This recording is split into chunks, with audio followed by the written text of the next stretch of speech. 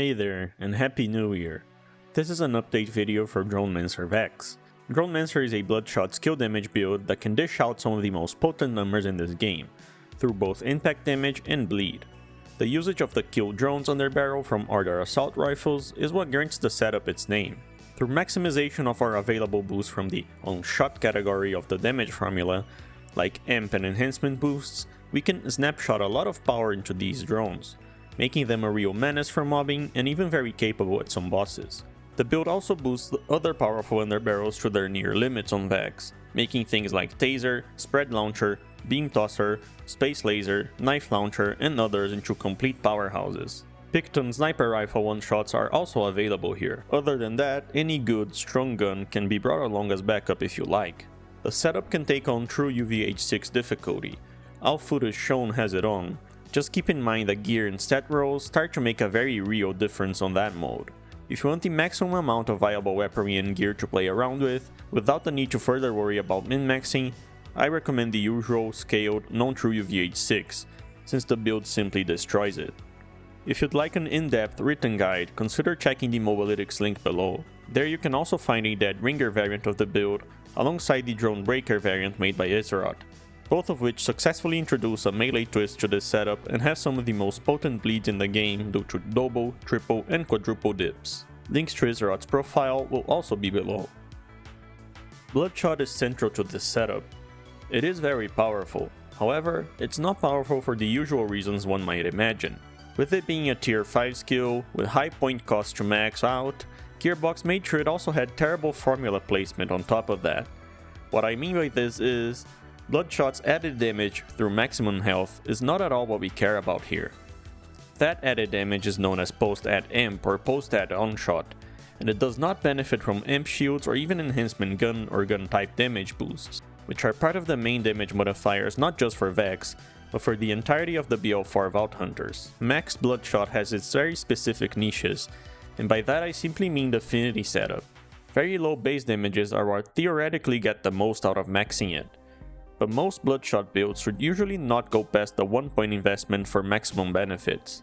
That's because Bloodshot actually gives us skill damage access on any of our gunshots it's being applied to, and for that, 1 point is all that is needed.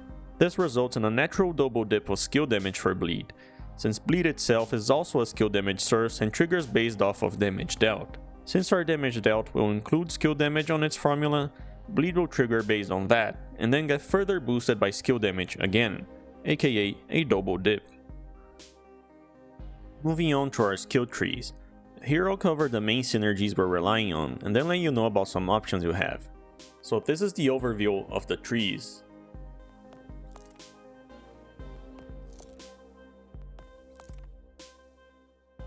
In Green Tree, we stack up on passive boosts. To that, we add Bloodshot, which will give our gunshots access to skill damage.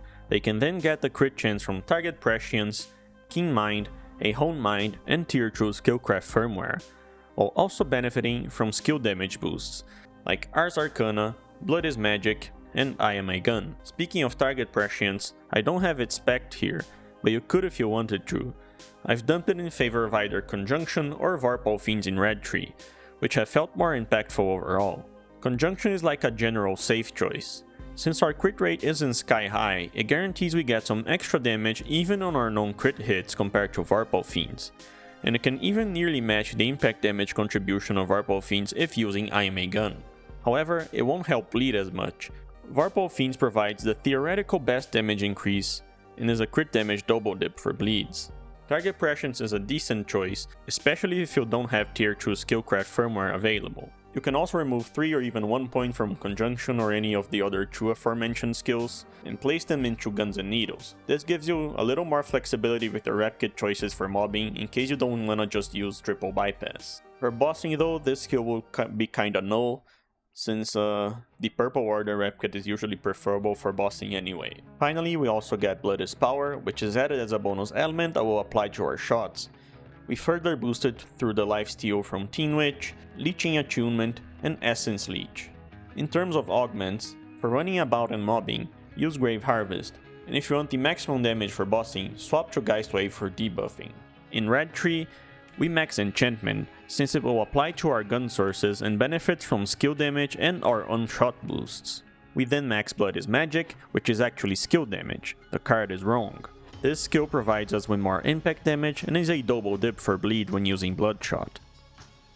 Moving on to our specializations, you should treat specializations as a means to further direct your current weapon, gear and strategies of choice towards an objective. This means there's many high value choices here, but it all depends on what you want to do and use. The setup I have equipped here is the one I generally use to run about with the kill drones equipped. I'll go over these specializations and some other relevant ones to better help you understand the choices you have available. The best defense stays equipped pretty much permanently. The all damage boost is an easy double dip for bleed and overall great to have. Riddle You This is one of the flexible slots. It can be very useful for mobbing scenarios with the drones. However, if you find this isn't stacking well due to things dying too fast, especially on scaled UVH6, you can replace it with one of the other choices, like Contamination or Bullet Train. I Am a Gun is another flexible slot. It grants our bleeds and bloodshot gunshots a further boost of skill damage through the gun damage provided by Riddle You This and Conjunction.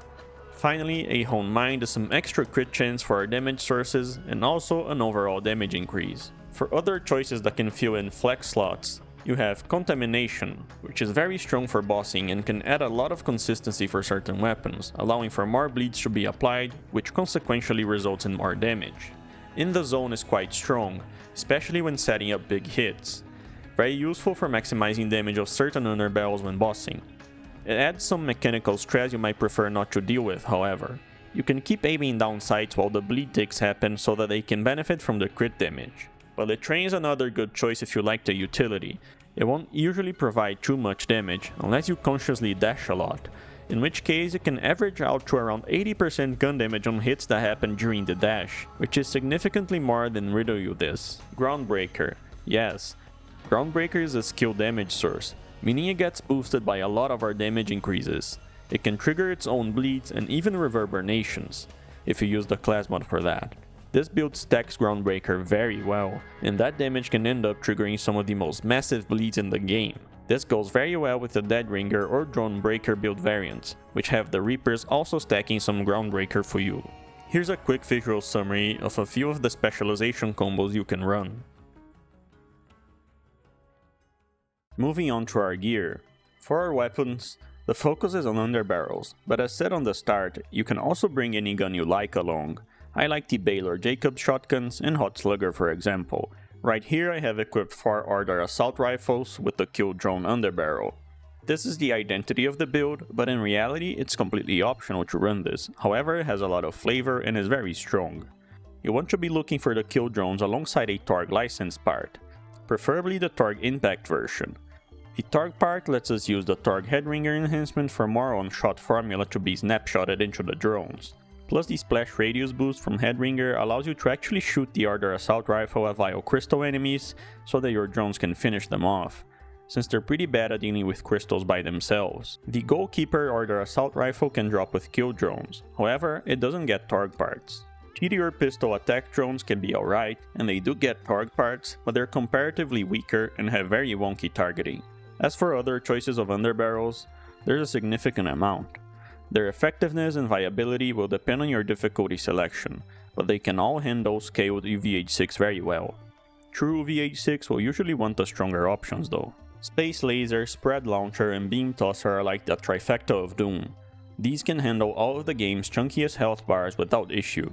Spread Launcher reigns supreme in potential since it can be used with high caliber for the piercing effect, resulting in doubled hits. Space Laser doesn't lag too far behind and just feels pretty cool to use. Beam Tosser can erase bosses easily, especially if they have a long hitbox or if you angle the shot so it bounces back through them. Very nice for the Bloom Reaper fight. Taser, Shrapnel Cannon, Rooker, Knife Launcher, Big Rocket, and many others are viable choices. Picton Sniper Rifle one-shots are also excellent on this setup. Special mention to the Targ Airstrike on Targ Assault Rifles or Potato Thrower, which with Headringer and another radius boost is enough to wipe the Bloom Reaper crystal phase with ease. As for rat kits, AMP is a mandatory role. Triple bypass with AMP is the general choice for running about with the drones. The legendary effect makes it easy to sustain their uptime and AMP every drone. An Ardor rep kit with Amp and Enrage can be a very nice swap for bossing. For Ordnance, the usual crit knife is the choice for bossing. For mobbing, you can run any Ordnance you like, even Targ heavies. Waterfall, Slippy, Blockbuster, and any other grenade you like are also valid choices. For class mods, there's a few choices. The staple pick is Teen Witch. It can be used for everything, makes What's for Dinner easy to manage, while also providing insane survivability and damage by further feeding Blood is Power.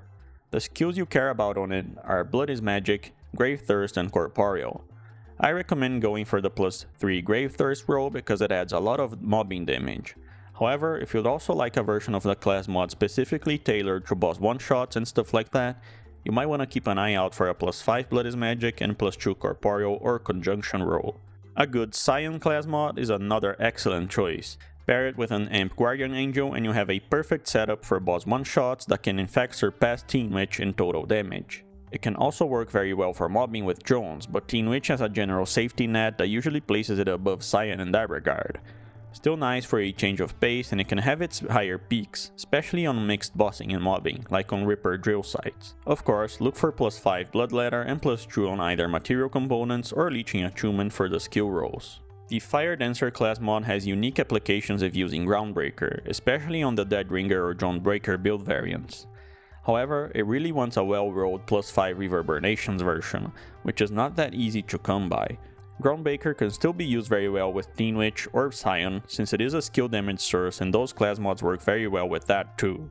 Another fun option, although far from being the most reliable or consistent, is a Transistor class mod with +5 Deadwire. Some of our underbarrels can trigger very nasty Deadwire numbers, and since Deadwire is skill damage, it will benefit from all of our boosts directly and indirectly, and can itself trigger bleeds, making that a triple dip of skill damage. For class mod stat rolls in general, keep an eye out for skill damage, kinetic damage, gun damage, skill crit chance, gun crit chance, and status effect chance. Any combination of these rolls can be nice.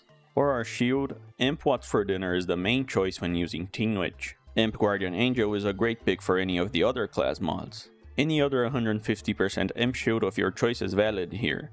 I like Cinder Shelly and Pandoran Memento. As for enhancements, as always, they're a matter of matching the enhancement to your weapon of choice's manufacturer or manufacturer licenses. So for the drone specifically in this case, the Targ Headringer is an excellent pick. This specific enhancement I have on is also perfect for my Oscar Mike Space Laser, for example. For other underbarrels and weapon types, different enhancements are valid picks. The Vladov Underdog is great for tasers and Big Rocket on Vladov snipers, while the Jacob's Blind Box or Quintain are excellent for the spread launcher. There's always a degree of experimentation and applying your own judgment when picking enhancements. For enhancement stat rolls, prioritize gun and gun type damage, since they are on shot boosts that get snapshotted into the drones and also have great formula placement for all the rest. Gun equip speed is also nice since it makes DDO much easier to use. Gun and gun type crit damage can also be solid rolls. For our firmwares of choice for general use are Tier 3 DDO and Tier 2 Skillcraft. DDO's damage boost is excellent and hard to beat due to formula placement with it being an on-shot boost. However, this can be swapped for Tier 3 high caliber when using things like the spread launcher, which can pierce and result in doubled hits through the splash. Tier 2 Skillcraft will be boosting pretty much all of our damage and giving us a little more crit chance. You can use Tier 2 high caliber instead if you don't yet have Skillcraft. As for the little gameplay loop we have here when using drones, it's kind of simple. However, there's a degree of patience and timing involved. You want to rep kit, then swap to drone mode for DDO's boost, then fire off a drone. Let it do its job for its entire duration or nearly so, then repeat the process with the next drone. This way you can effectively always have a drone up, with another always just coming off cooldown if you cycle through them well. This isn't always perfect of course, with the fun comes some jank. Drones might not always behave the way you expect, and may occasionally end up shooting terrain or obstacles. They also have targeting issues on some bosses like Radix or Orago when they float or fly, because the Radix and Orago hitboxes are very janky. But that's hardly a big deal since you have the many other underbarrels available to boss with. And speaking of bossing, it's also just as simple. Rep kit for Amp and Bloodshot, then swap modes to your underbarrel to activate DDO's damage boost, then proceed to fire off your underbarrel at the boss. Depending on what you use, this will usually just kill most things instantly, or otherwise bleed will finish them off. So that's simply it. Feel free to ask any questions below. Have a nice day, and thank you for watching.